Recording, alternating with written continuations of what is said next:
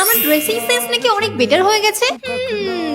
কারণটা হচ্ছে হিম হিম। তো আজকে আমরা যাচ্ছি একটা ডেটে। ডেট মানে ওই ঘুরতে আর কি। আমি আজকে পরবো ড্রেসটা। ড্রেসের ফিটিংসটা কি দারুণ। যেহেতু হঠাৎ করে প্ল্যান, হেয়ার ওয়াশ করা হয়নি,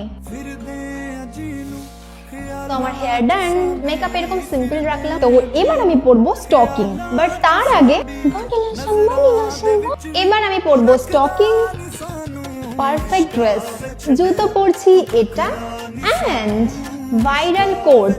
যা ঠান্ডা, কোট না পরলে এটা পরি। শুধু হেয়ার ওয়াশটা করা থাকলে একদম পারফেক্ট হতো। ও মাই গড, এটা আটকানো যাবে, বাট সো আমি কিন্তু রেডি হয়ে গেছি। এবার আমি পরছি একটা লিপ গ্লস।